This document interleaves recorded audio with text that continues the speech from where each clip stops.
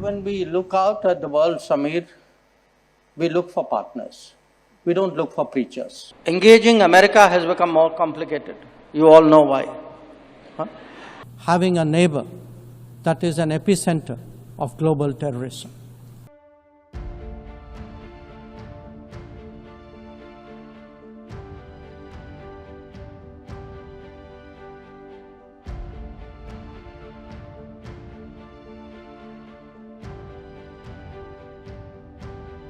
India in 2025 saw many international diplomatic moments of India's External Affairs Minister, Dr. S. Jaishankar, who literally turned international politics and the diplomacy that comes with it into an art of savage roasts. From jeering comments on Pakistan to calling out Trump and Western hypocrisy, here are the top roast moments of the year 2025, where Jaishankar served cold but harsh truths month by month. All big countries are unique to an extent, but we would certainly hope, to the extent we think of democracy as a universal aspiration, ideally a reality, but at least an aspiration. It is in large part because India chose a democratic model after independence. And it chose a democratic model because we had fundamentally a consultative, pluralistic society. Now, there was a time, and I have to say this in all honesty, where West treated democracy as a Western characteristic and was busy encouraging non-democratic forces in the global South. It still does. In many cases, I can point to some very recent ones, where actually everything that you say you value at home, you don't practice abroad.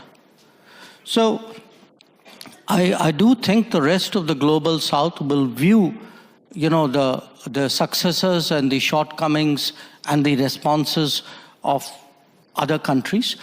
They will also ask themselves which ones of them they relate to, I would argue that in many ways, India, because it's historically been an open society, one very much linked with the world, many countries of the global South are more likely to say the Indian experience is more transposable to their societies than perhaps those of others.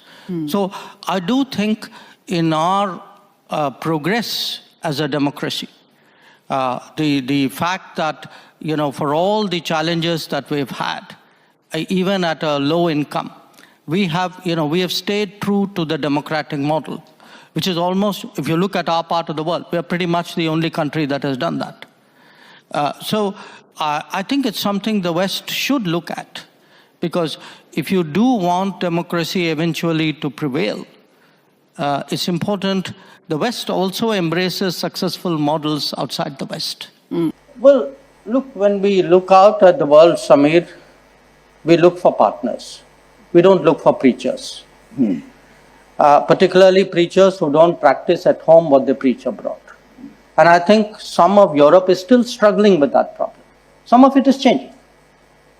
So, the issue for us, in many ways, Europe, I think, has entered a certain zone of reality check. Now, whether they are able to step up to it or not, it's something we will have to see. But from our point of view, if we are to develop a partnership, there has to be some understanding, there has to be some sensitivity, there has to be a mutuality of interest, and there has to be a realization of how the world works. And I think these are all work in progress to differing degrees with different parts of Europe. So some have moved further, some a little bit less. Well, look, let me say a few things here. One, we actually got a lot of international support. Many ministers, many leaders called up PM, many ministers called me up. We had a Security Council resolution which very clearly said that the perpetrators of the attack should be held accountable. And on May 7th morning, we held them accountable through the action which was taken through Operation Sindoor. Now, having said that, I know, what you have spoken to me earlier, that many issues have been raised. I honestly don't see the, to me, things are fairly clear. So let me take this opportunity to spell out our position. One, where Pakistan is concerned, our relations, our dealings with them will be bilateral and strictly bilateral. That is a national consensus for many years, and there is absolutely no change in that consensus that dealings with Pakistan will be bilateral. Yes, I mean, you could also flip it the other way around. Which BRICS country would a G7 be sitting with and talking about? And I agree with you. I think, in a way, what's different in our relationship, India and France, is we've always been guided, by a certain, I would say, sense of independence or ability and willingness to strategize for ourselves. And this has been a primary hallmark of both our foreign policies. And what it does in this world, and we had a little bit of a discussion about this yesterday, in this world, I think those who come to terms with, this sort of volatility, uncertainty, what Mr. Sadeh spoke about, you will get the possibilities if you are realist about analyzing the landscape. If, on the other hand, you wring your hands and say everything is different, oh my God, what's happening, you're not going to have the mental strength really to see the opportunities.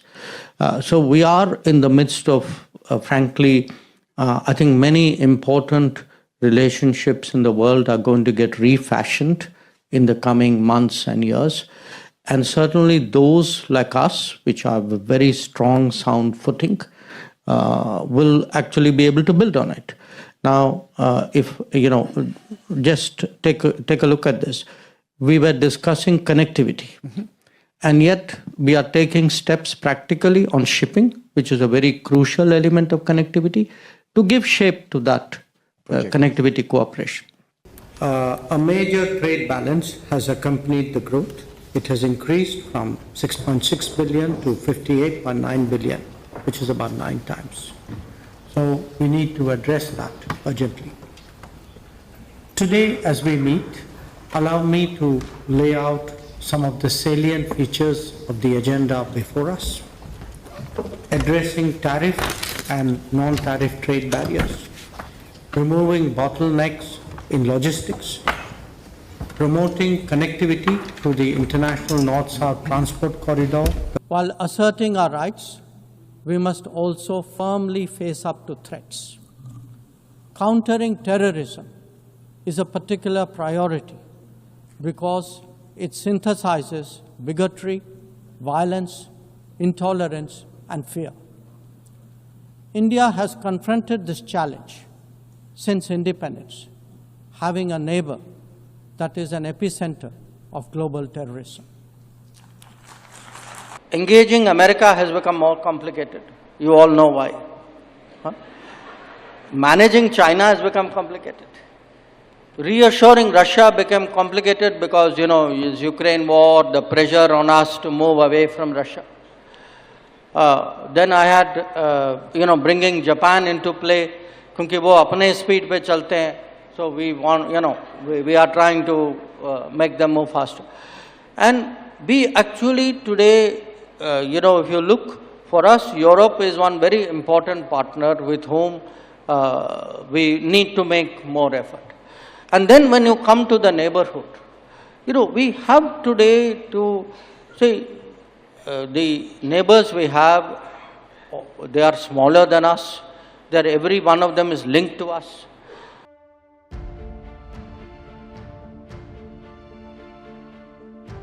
"2025 saw Jaishankar acting as the king of diplomatic roasts.